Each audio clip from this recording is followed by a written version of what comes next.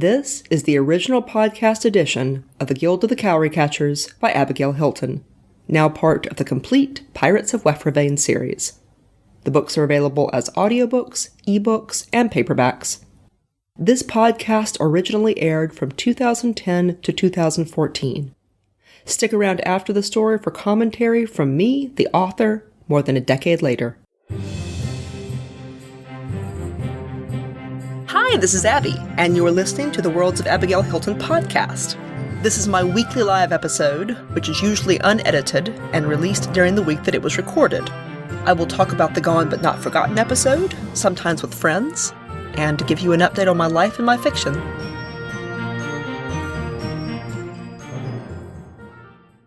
Hi, this is Abby, and I have just gotten back from Balticon 2014 yesterday, and I'm kind of unpacking and decompressing and listing pictures and all that kind of fun stuff. And I just edited, or lightly edited, the clip from the Cowry Catcher support group panel. And it was a really cool panel. They made a cake that I wasn't expecting, and I got a book with lots of people's thoughts and feelings about the podcast written in it, which was awesome. And I'm just going to play the audio. It's about 30 minutes of audio, and the beginning is a little bit random. We were all kind of talking and getting ready to start the panel. There's some kind of fun stuff in there, and there's some stuff that you sort of need to hear to make sense of the rest of the panel, so I'm going to leave that first part in there. It's about the first minute and 20 seconds of the panel audio, and then it will get a little bit more organized and easier to understand. So it is loud, it is a con room, so there is noise in the background, but once you get past about the first minute and 20 seconds of audio, it will become easier to parse people's voices, because the people speaking will be mostly people in front of the microphone instead of people behind the microphone, which is part of what's happening in that first minute and 20 seconds. So I will leave you with that. If you're listening to this in the Cowry Catchers feed, be advised, this may be the last thing that I put into this feed. If you want to keep listening to me, then you need to come over to the Worlds of Abigail Hilton podcast. I run fiction in there, and I talk to you about what I'm doing, and Hunter's Unlucky will start there sometime mid-year. I might even do a teaser for it earlier. And Rish, who is recording it, he says it's my best work. So, and I also read the first chapter to a room of people at Balticon, and the response was very good. So if you have not expressed interest in that story yet, please consider it, because if you like my other work, I think you will be really pleased with Hunters. It is available right now as an ebook. It will be shortly available as a paper book, and the audio will be available on ACX and an episode at a time in my Worlds of Abigail Hilton feed. The Cowry Catchers feed will be sitting here until December of this year, of 2014, and then this feed and this website will be going away forever. So if you want to keep listening to me, come over to the Worlds of Abigail Hilton podcast. You can find that easily at abigailhilton.com, or honestly, if you just Google Worlds of Abigail Hilton, you will find it. If you look in your directory of your favorite podcatcher, you will also find it in iTunes and most podcast directories. So that's where you can hear me in the future. Thank you so much for coming along for the ride. I leave you now with the panel from Balticon 2014 on Cowry Catchers. Come on. No secret is safe around here. You guys are all done talking, Pip. Tea's not here, I gotta catch you. You don't have to fill Back in the box, tea. Valentine.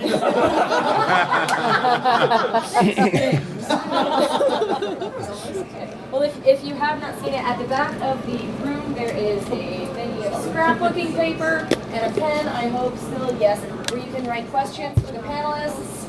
And Abby, about why did X happen in the book, and she will be forced to explain herself. If you have finished said question, please hand in your papers now. I'm scared of some questions for panelists. I don't always know what my It's at the motivations back were. of the room. Well, that's the thing. That's why I sat close to Abby. What is that? If I get certain questions, I might have to tap you for. You're like, I don't know how that happened. I don't know. So, like, what are they talking about? What was my motivation for doing that? I think it was because. Yeah, Abby, why don't you take this one? You're like, I don't even remember that scene. Because Yeah. Was that one highlighted? Alrighty, so to start off, let's go ahead and introduce the panelists. We'll start with Abby, because that makes sense. Hello. If there's anybody here who does not know who Abby Hilton is, would you please Get out! Yes, please. So, yeah, this is. I don't know. All of you know. If you're here, I'm you Abigail probably know. Hilton. Hi, I'm Abigail Hilton, and I have a series called The Cowry Catchers. It's full cast Yeah. audio. It's a full cast audio experience, and involved many voice actors from the podcasting community. Nate could not be here. His daughter is in the hospital, so he was going to be here, and he is not. So Gerard's voice actor is not here. However, if you brought books that you would like panelists to sign, you should definitely have them sign the books, because they will undoubtedly be worth fat sacks of cash. You know? Okay, I'm Tim Dodge, the author of 2 podcast novels, Acts of Desperation and Purgatory, the second of which is also available in print and ebook form. I'm the host of the occasional podcast, The Geek Side of Life, which is primarily an interview show with occasional short fiction and music. I've interviewed luminaries such as Veronica Giguere and Abby and the creators of Cards Against Humanity and John Moreau and a whole bunch of other really cool people. So, and I was the voice of probably the best Griffin in. There were 2. Yes, I was a good one. so we'll throw it down to the I like end. that. Chris Lester. I am the voice of Gwaine on the Cowry Catchers podcast. Yay. And the author of Metamore City. Where else can And you be also, found? I'm also the head author and creator of the Metamore City podcast, a shared story universe that is urban fantasy meets cyberpunk. The first novel is out in print. Lulu, I believe you have a copy over there. If you could hold it up for us. Or, She's not listening, she's just taking pictures. yes, we'll turn it around. There you go. So the first novel that is out in print is now available, and there is also a novel that is on the podcast only right now, and a number of short stories which are available in ebook as well as in podcast form. Hello, everyone. The evil queen. You minx. A little throatier, I think. It's tough with this microphone. As you may tell, I played Mortella, and I keep on wondering if I'm saying her name correctly. Even after. Me too. 5 books. How many times have you said the I name? know. You don't say your own name. Yeah, it's true. Yeah. It's true. I do say I still. Unless you're me, in which case you say it every chapter. And that's the truth about wyverns. I also produced at least one piece of music used on it. You did, yes. Which is out on my EP that I put out 2 days ago because I got bored.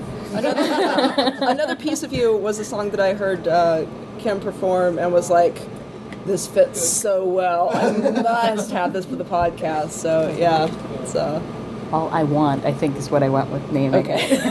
But you had that on the cast anyway. Yeah. But, and I have a concert at 10. Come see me. And All I Want Is Another Piece of You is a brilliant title. I love you all. You are delicious. The rest of the lyrics are nom nom nom. various lip That's a good smacks. idea. Okay.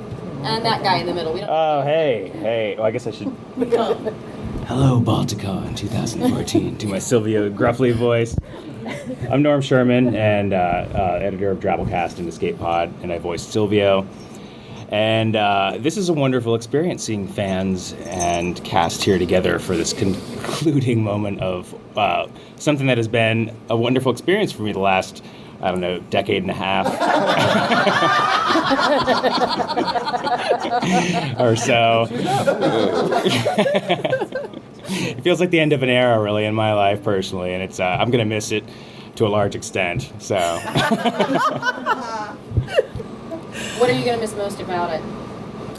Keeping in touch with Abby with her texts, like, where's my fucking lines?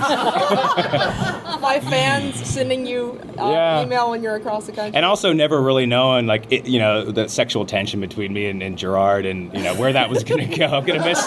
Yeah, I'm really sad Nathan isn't here for. I know. I kind of wanted to make out with them a little bit, just to kind of. Apparently you found out. Yeah. 15 smartphones in this room. Around somewhere. I will leave that to you. What's Renee- the ship name for Silvio and Gerard? Silvio? Sword and squirrel. Sword and squirrel. Sword and Sylviard. Squirrel. There we go. Gerard. Oh, I like that. Yeah. Renee Chambliss wanted to, she badly wanted to be here, but she wanted to have a word, and so she recorded a little, I think it's a 3-minute clip that she wanted played. So I'll just go ahead and play that, if that's okay. And she was Dakar, right? She is Dakar, yes. You should come to New Media Expo and meet her. Let's see if I can. Podcast, right? Yes. I know exactly what I'm trying to Silvio dance.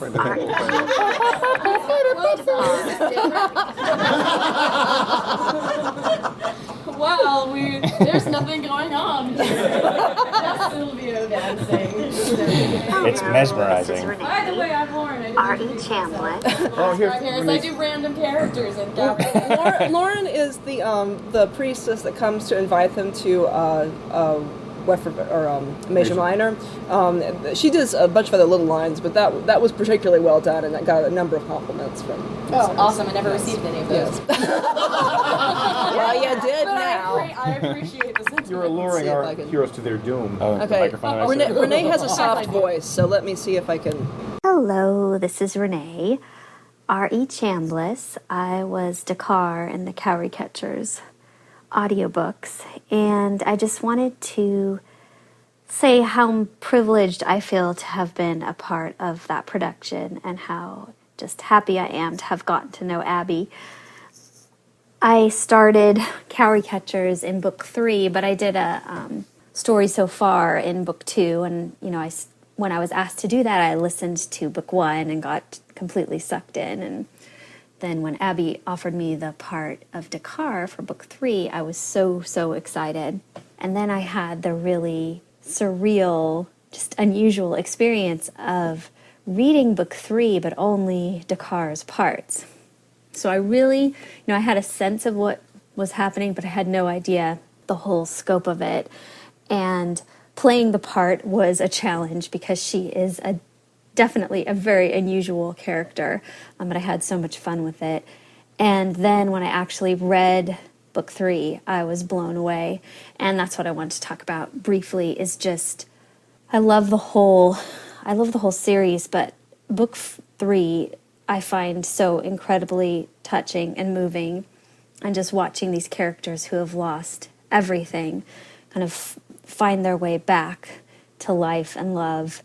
I just found it so touching. And when I finished the book, I was very moved by the story itself, but I was also afraid and sad just about the reaction that I knew some of Abby's audience would have to it, and just how sad that was, that the fact that the two main characters found love and when they were both boys was something that would be very off-putting to a lot of people. And I'm really happy that it wasn't off-putting to the majority of readers and listeners, and I think it's a shame that it, was for some, but overall, I think even those who maybe were a little weirded out by it at first, got to accept it and maybe, I don't know, change their thinking a little bit. Anyway, I think Abby has just a ton of courage for following the story where it led her, even though she knew it was not going to work for a lot of people. And I think it's a really important book. Aside from being entertaining and wonderful, I think it's important. So I'm just really, really happy for Abby and all of her success. And I hope lots more people get to listen to and read the Cowry Catchers. You guys have fun at Balticon. I wish I was there. I'm jealous of you all, and you guys take care. I will be talking to you again soon, I'm sure. Bye. Sad. If that was too soft for anyone, I will definitely, I'm planning to put this in my feed, so there's probably like 2,000 other people listening to us right now. You could have told me that. I will normalize it for the feed. I will run it through the levelator. I don't know why I didn't do that, but anyway, that is Renee Chambliss. She's really awesome, and I've got to hang out with her a couple of years at New Media Expo. All right, so I guess we will segue into the audience. I introduced You him. went- I went you first. went Started right with after him. Abby. We had the prime He's the spot. good Griffin. I I also almost have, forgot. Yeah, he's the good Griffin. and I have somebody on my shoulder who wants to be my squirrel. I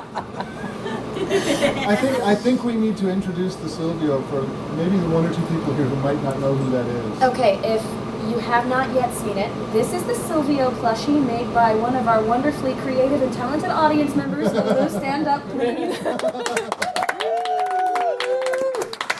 Complete with Zed pants and bells in his tail. It is so fantastic, and he likes to be in photos.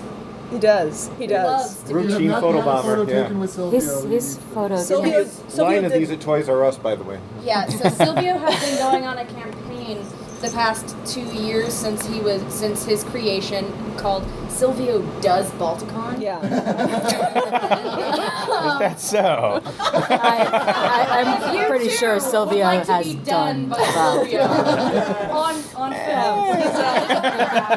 It's Please something, let Abby know. something you'll never forget. There's a whole Facebook folder of pictures. He's done Scott Sigler. We're talking about this plushie. And also Norm Sherman. He's still, I mean, obviously. Yeah. I know I've never been the same since he did me. Okay, so I guess on that note, there's a perfect question. How awkward was it for Norm to have sex with Nathan Lowell? Oh, excellent. I love you guys. Well, wait, did he call after? You guys have a cigarette? There was no lobster beforehand. Market prices were just too high at that point. That was, I'm sure a lot of you guys will testify when you're reading, like, what is it, 6 books or 5 books or so of stuff. You try and keep up with the story as best you can, but when you are running behind on line, sometimes you have to kind of just hit the highlights a little bit and follow up with the story, because the storyline is important to know the context so you can get the emotions right, obviously. But that particular point in reading this book, I was not really... For the record, when I asked him to do these lines, I said, you will have to sleep with 2 girls and a guy in this story. Yeah. You'll have sex scenes with 2 girls and a guy. Is that okay? But this was like, I don't know, 3 years before the It actual was probably sex scenes buried showed somewhere in up. a longish email that... Say that to me. I was definitely like reading the lines and going, whoa, where is this going? I think you gotta have a lot of authentic emotion out of that, because of the fact that there was just like a lot of like, Jesus Christ, how far are we gonna push this? And it was an exciting time. It was literally, it was full hilt. That's how far. It was neat. It was tilt. I meant tilt. Yeah, I'm sure that's what you meant, yeah. it was an exciting time in the book. But that was what was that? 3? 3. So that's, I think Renee made a good point. 3 have a lot of like pivotal moments, There's a lot of sort of vague, cuddly stuff in 3. The only explicit scenes are in book 5. Oh, okay. But there's quite a bit of like, you don't know exactly what's going on, but you know basically what's going on in book 3. Well, 3 is where your listeners dropped out. that is where, well, that's where the two main characters sleep with each other, and so Right. people are That's like, where the controversy began. It's also a little bit where the story itself necessarily slows down to kind of react to a lot of the stuff that happened in Right. book 2. Yep. So there's not as many overt action scenes there, and I think people who were in it for pirates, Spiders. It's spiders, funny. It's funny. Some probably people, a combination of the two. I yeah, would some say. people find that the most action-packed book. And then other people do not, and it just seems to be listener preference. Yeah. Okay. Well, I guess we can move on to the next question. And it wasn't specified whether this was specifically to Abby or to any specific voice actor. So we'll just go with a quick answer from each. What was the hardest scene to read and or record? Choking. Probably, yeah. Start with Chris. Oh gosh. I'm not counting all of the time that it took to get used to all of the names and the vocabulary, which as Gwen I had to know all of them. In terms of performance, the one that demanded the most of me, there's a scene where Gawain takes Gerard up onto the rooftop in order to get some fresh air when they're at the smuggler's den, and they sort of segue into this discussion about Gerard's relationship with Silvio, and there's a lot of emotional complexity in there, and there's a lot of layers of what's going on. But it's a subdued, it's a quiet moment, but there's so much happening underneath the quiet. So that was really interesting and challenging as a voice actor to try to convey all of the layers of what was happening in that scene. You did a really good job too. Thank you. You had a lot of lines in that scene, a lot. Okay, Miss Goddess. The toughest to do in terms of implication was my first line coming back after 3 books? And what a line. Holy, I was like, how the hell am I going to do that? Because if I screw that up, that's the big payoff moment. You know what I mean? That is the payoff. That is the, oh shit moment. Yeah. I mean, that is it. Because she's been pulling strings the whole time, but she hasn't been on stage, so yeah. But the toughest to actually get through was the rape scene. That was, I was blindsided by that one. I really was. If you mentioned it at all, I do not remember. And I got it, and I'm reading it, and I'm like, oh my God. I'm like, Abby, she oh my God. Oh my Long God. email, didn't mention It's all the same. We were all CC'd on it. Probably mentioned it one time offhand and expected you to remember it. No, I believe it was a one-word exchange. Will you be my evil High priestess is Evil what I high think what I priestess. And I like, evil high priestess, I can do that in my sleep. Except for that one. That was your exact words, yes. Except for that scene. All right, Mr. Sherman. Physically, it would be, and I can't remember specific examples, but Silvio's voice is pitched a lot lower than my normal speaking voice, and it takes a lot more breath support to do things like that. So any paragraph that was long exposition where I'd be explaining, like, the thing about the ships is that they have to be blah, blah, blah, blah, and the caves are going to be here, and the wind is blah, blah, blah, and when I was a kid, somebody raped me, and blah, blah, and my dagger, I can throw that, You start getting lightheaded about Yeah, I would lose oxygen pretty quick. So those were really challenges to get through in that particular voice, just because, I'd have to do cuts and try and get back in and match the S's with the T's or whatever to try and match it up, because I literally couldn't get enough breath support to finish some of those as this kind of, thing. But some then also, obviously, some of those lines that were supposed to be very sincere, emotional moments between a squirrel-like animal with Gerard or whatever, where I'm supposed to say, like, I'll be your squirrel. I think a lot of the outtakes you have are from me trying to get through those lines without laughing and trying to have emotional sincerity, because it was very powerful in the moment there, but it's very hard when, you're a voice actor to separate yourself from what you're saying with it, and there were hard physical words to come out with without kind of chuckling a little bit afterwards, because I was like, never in my life will will ever have to say things like this again. If only people in my real life could hear me right now. Oh, they can. Yeah, Laugh. They just have to download an episode. it's true. That it might come to that at some point. In retrospect, I edited out quite a lot of. Yeah. Oof. But I did not know you patched them together before you sent them to me. You'd have Thank your you. work cut out for you. Trust me. That would have been harder. I'm like, oh, this character doesn't need to breathe. It is telepathic half the time after all, so it makes sense. All right, Abby. Oh, Toughest scene to read, record, and I'm going to add an addendum or write. quarter deck. I can say that word, like in the real world, but you put a microphone in front of me and I just cannot spit it out. So I had quite a few retakes of that stupid word. You just said it into a mic with no problem. I know, Yeah, it was easy. I know. It's only when she's recording. It's only when I'm recording. Yeah, like, you know, pros. it's glottal stop or no glottal stop. It just, So Quarter deck.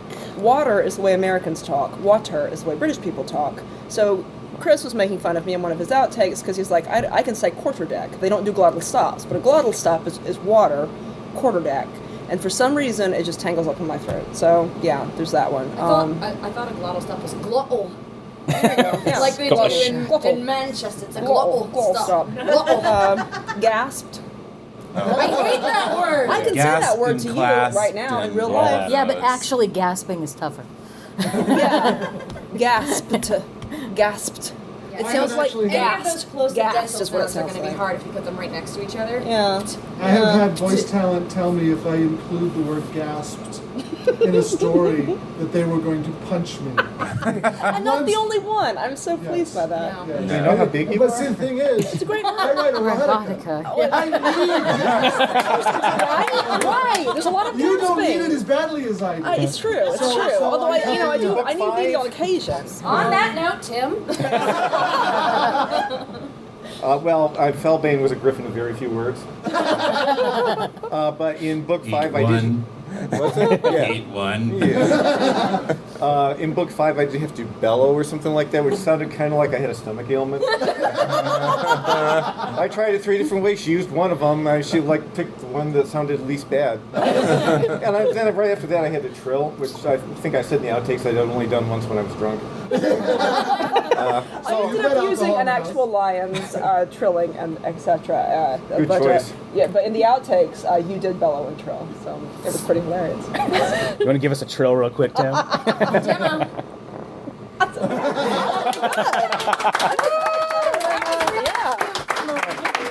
My work is finished here. Wait a second. And I was only on for like a certain amount of screen time. I had to scream.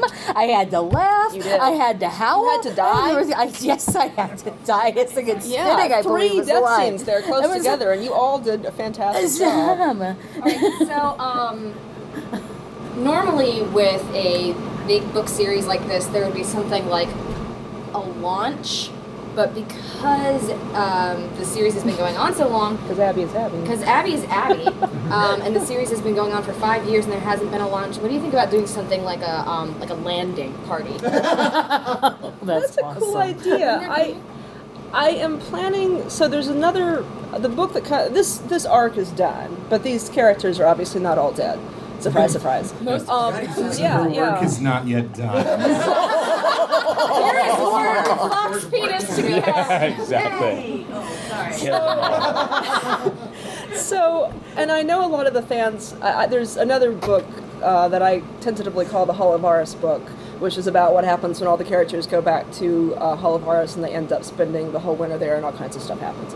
So, that book is not written yet. It'll be about 50,000 words. I know kind of what's in it. As soon as I get all this production off my plate, I can maybe write it.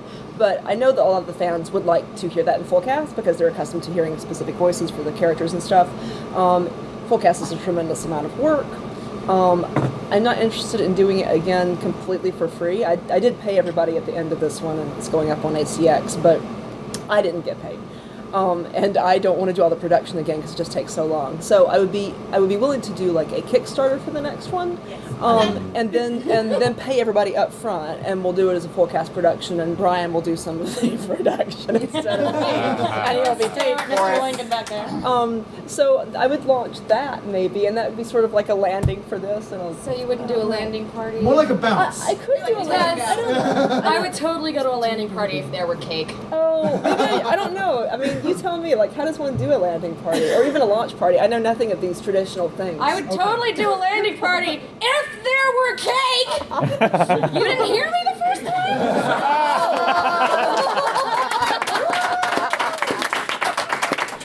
Welcome to the Cowry Catchers landing party!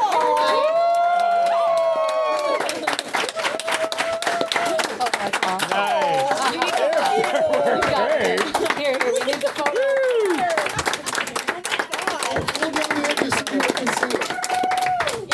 Picture time.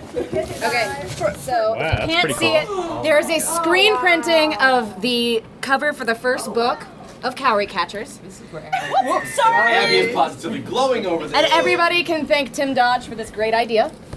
And we also have plates and silverware and soda. This is perfect. And if you want the cast to sign your books, you're welcome to. I have 3 paper books that have not been promised to anyone. So if any first 3 people to give me $10 can have them. Otherwise, you got to bring your own books.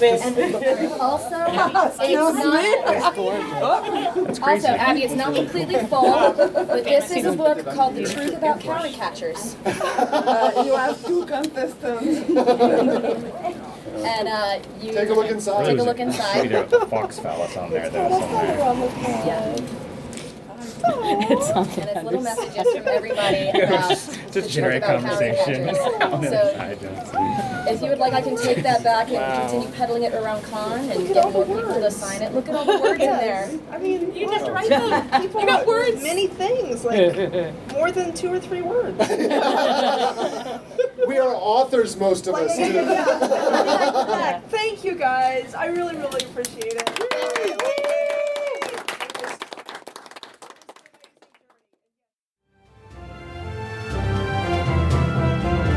You've been listening to the Worlds of Abigail Hilton podcast. This work is distributed. This is a standard copyright now. This podcast is provided for your personal enjoyment only. You can download and archive the episodes for your personal use. You may not re-upload, mirror, or publicly redistribute the audio files, nor can you alter, remix, or create derivative works. And I'm back. This is 2026 Abby coming to you with a few thoughts on the episode. So that was very touching. I had forgotten a lot of that. I still have the book that they all wrote little notes to me in. I've also got an early copy of the Guild of the Cowry Catchers back when those, what are now the first 2 books, were still 5 books. I've got a copy where almost all the voice actors signed it and wrote stuff in it.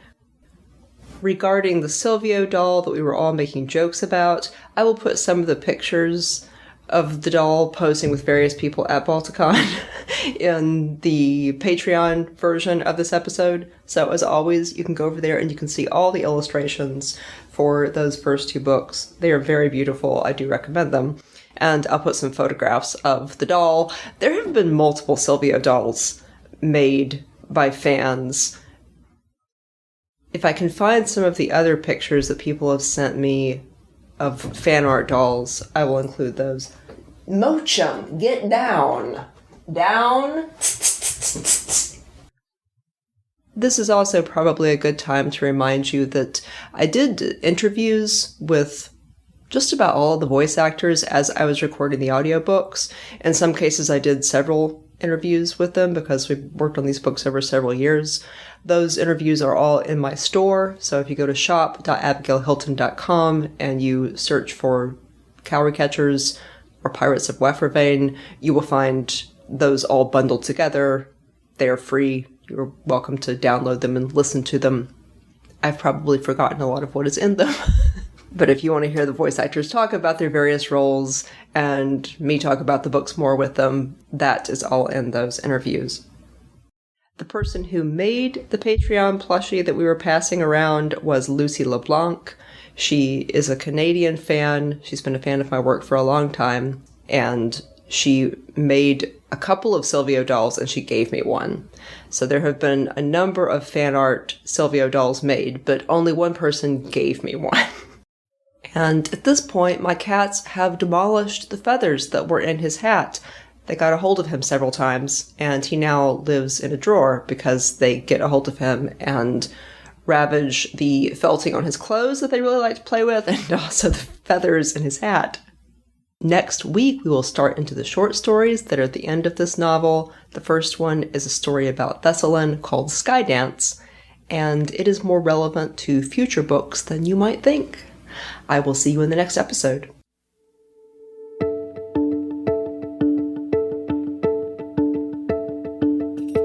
This is Abigail Hilton, and you have been listening to the Pirates of Wefravain saga. Join me on Patreon for early episodes, long-form interviews, forum access, personal updates, and lots of artwork, including maps and species charts. That's patreon.com/Abigail Hilton.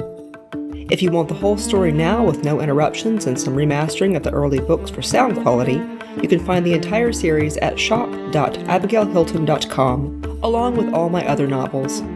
The audiobooks are delivered by BookFunnel. Background music was Hidden Sky by Jamie Sieber, licensed from Magnatune.net circa 2014. The Guild of the Cowry Catchers podcast is an audio adaptation of the Pirates of Wefravain saga, written and produced by Abigail Hilton. Original production copyright 2010, all rights are reserved to the author.